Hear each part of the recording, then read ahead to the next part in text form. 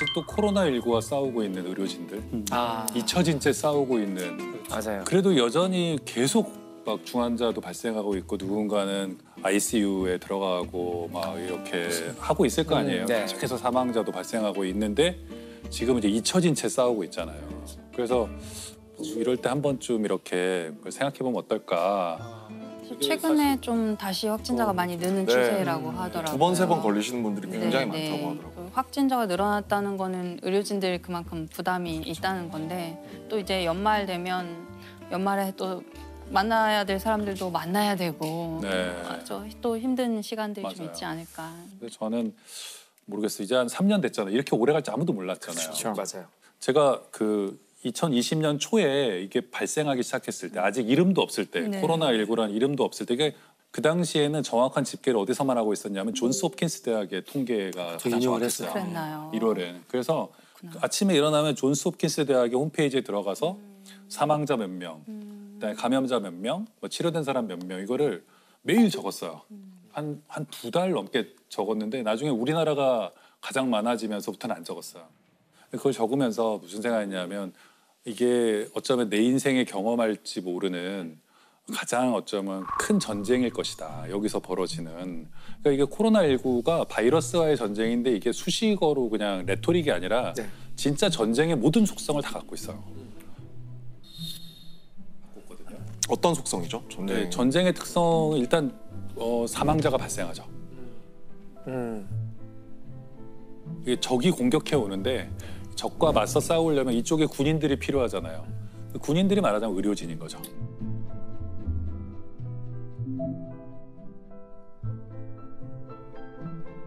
그래서 초반에는 그래서 중국도 그렇고 의료진의 사망자가 많았어요. 전선에서 싸우니까 이 군인들이 처음에 이제 준비가 돼 있어야 되고 또 군수 물자가 필요하잖아요.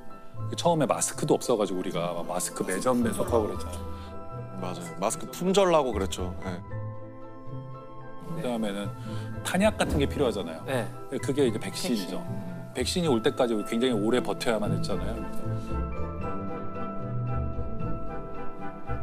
근데 오래 지속된 전쟁이 그렇듯이 한 3년쯤 되니까 이제 사람들이 익숙해지고. 익숙해졌죠. 근데 저는 가끔 이제 옛날 신문도 찾아보거든요. 네. 그러면 1953년에 휴전이 되기 전에 어땠을까. 요새 옛날 신문 검색할 수 있잖아요. 네. 보면 굉장히 한가로워요. 예.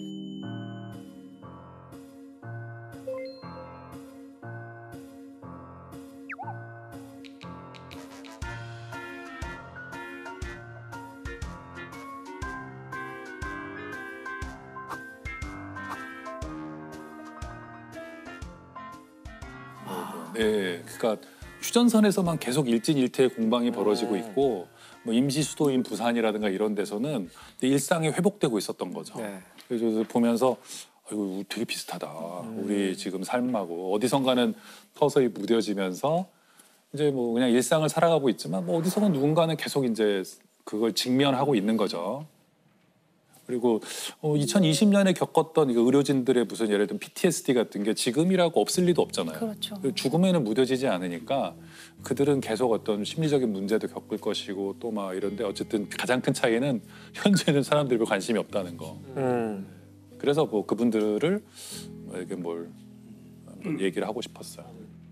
저도 그즈음에 이제 저희 가족분이 아프셔가지고 이제 그 코로나로 그런 건 아니었는데 종합병원 진짜 전쟁터였어요.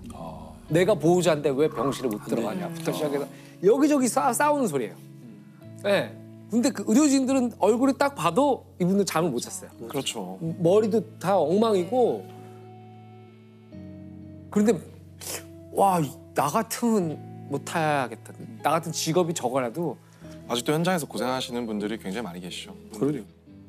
코로나19 초기에는 그 의료진의 자녀들을 학교에 등교시키지 말라는 그런 게 뭐 여러 나라에서 보고됐어요. 너 엄마가 간호사잖아. 그러면 환자들이랑 너 접촉할 환자 거잖아. 했으니까 오지 마. 그래가지고 그러니까 의료진 집에 아예 못 갔었어요. 네. 집을 못 들어가는 거예요. 집에서 좀 안 그 왔으면 병원에 좋겠다. 입원한 자 있다면서 못 오고. 그러니까 전쟁 중인데 군인들을 우리가 탄압하고 군인 자식들을 집에서 막 오히려 혐오하고 그러는 거죠. 그 공포를 느꼈던 것 사람들이 같아요. 두려우니까 계속 그렇게 찾는 거죠. 코로나19 참 힘든 싸움이었어요. 네네. 지금 생각해 보면 우리가 이제 많이 이제 익숙해져서 그렇지 이게 다른 전쟁과 좀 다른 게 인간다움을 이용해서 공격했잖아요. 그러니까 우리가 사회적 동물로서 서로 친하게 지내고 싶고 다른 사람하고 밥을 먹고 싶고 술을 먹고 뭐 이렇게 가까이 지내고 싶은 어떤 그런 친교의 욕구, 친밀감에 대한 희구 이런 것들을 파고들었기 때문에 인간의 본성하고 되게 안 맞았어요. 이게 나하고 가장 밀접 접촉한 사람이 다 노출돼 버리니까. 이 병 자체가 주는 위험도 있지만 그 병 때문에 사람들이 서로 분열되고 그렇죠. 혐오하고 그런 모습들이 더 끔찍한 모습으로 나타나는데 이 바이러스에 대한 전쟁에서 우리 편이 누구냐면은 호모사피엔스 전체가 우리 편이고 우리의 적은 바이러스. 우리 연대해야 되거든. 이걸 분명하게 해야 되는데 그때 그 거리 제한에 대해서도 용어를 잘못 만들었다는 말이 있었어요. 그러니까 사회적 거리 두기. 물리적 거리가 멀어져야 되는 거고 사회적 거리는 오히려 가까워져야 되거든요. 전화를 자주 하거나 의도했던 게 그게 아닌데 좀 용어를 잘못 만든 것도 있었어요. 그러니까 지금은 이제 그런 것들이 또 한 번 또 정리가 되겠죠. 그렇죠. 정리가 돼서 또 이제 다음에 또 올 거에 대한 대비를 또 해놓겠죠. 우리가. 그럼 그 코로나 19가 나에게 가장 큰 영향을 미쳤던 어떤 부분이 있을까요? 본인의 업계에서나 혹은 내 삶 속에서 내 일상 속에서 출판계는 네. 오히려 약간 그 2020년, 21년에 매출이 좀 올라갔다는 보고가 오히려 있어요. 집에서 책을 더 많이 읽지 네네. 않았을까요? 사람들이 밖에 못 나가고 더 이상 할게 친구들이랑 없으니까. 못 나가고 여행 못 가고 뭐 이러니까 책은 이제 주문하면 집으로 오니까. 그렇죠. 그쪽은 어떠셨어요? 이제 저희는 이제 대학 기간 초토화됐었죠. 학생이 없는 캠퍼스.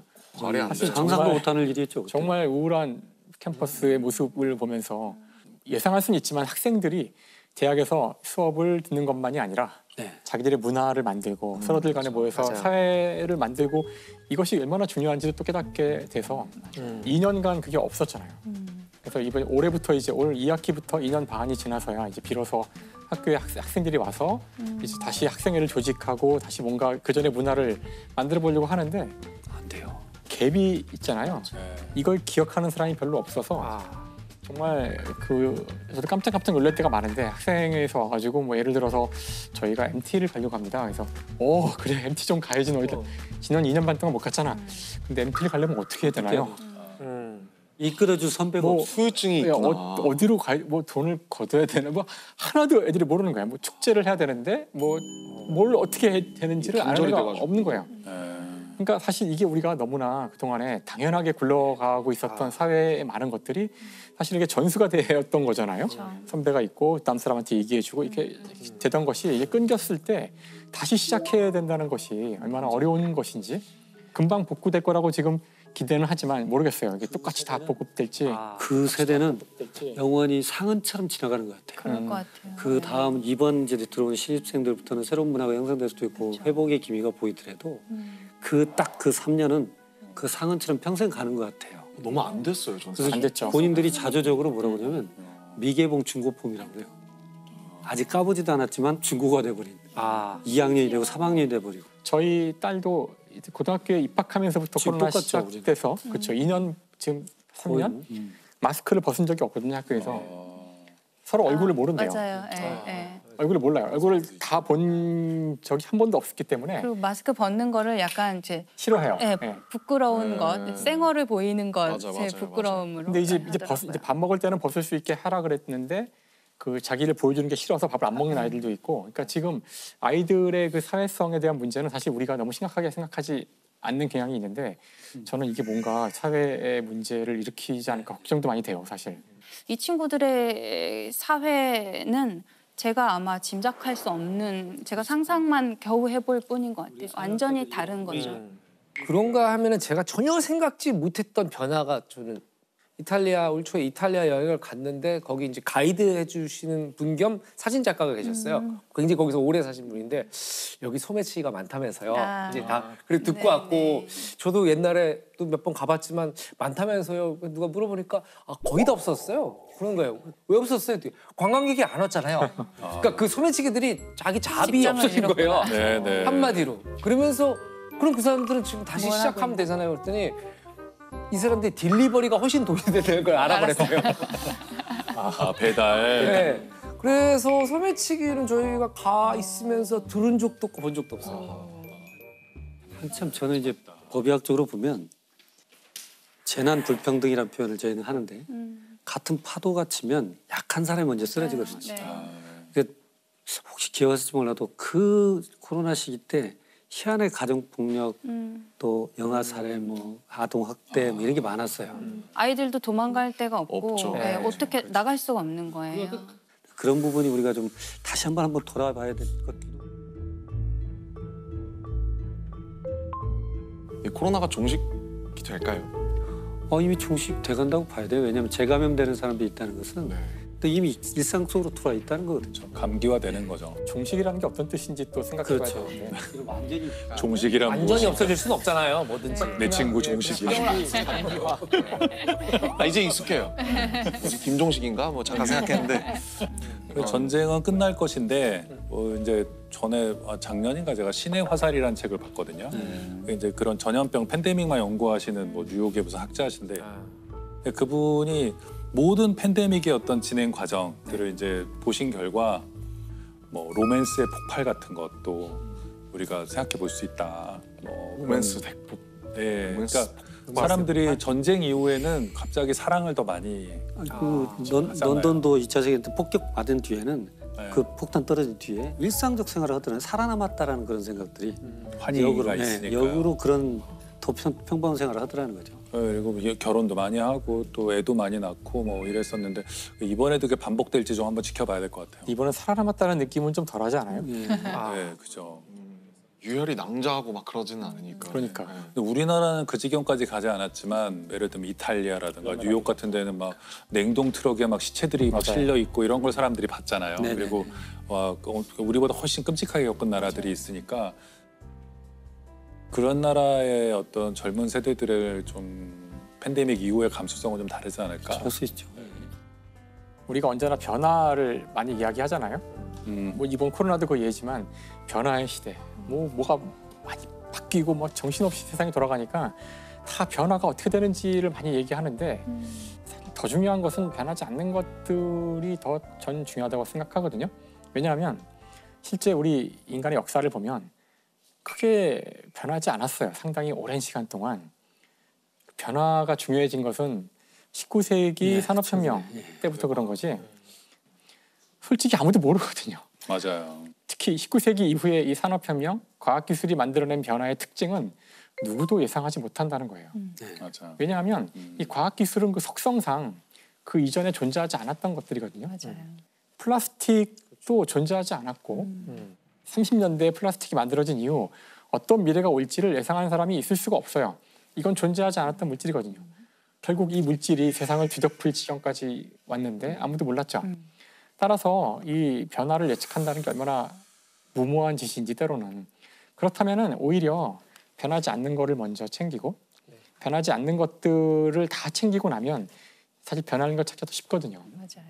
저는 결국에 코로나를 비롯해서 어떠한 장벽이 우리에게 닥쳐오더라도 결국에 바뀌지 않는 거는 우리 인간은 인간을 사랑하고 있다는 것 같아요. 우리는 서로를 필요로 하고 서로를 도우려고 하고 서로가 서로에게 좋은 도움의 손길을 계속 잡아주는 존재들이기도 했고 그건 어떤 어려움이 있더라도 우리 인간이 인간을 생각하는 마음은 아마 바뀌지 않을 거라고 일은 뭐 생각해요.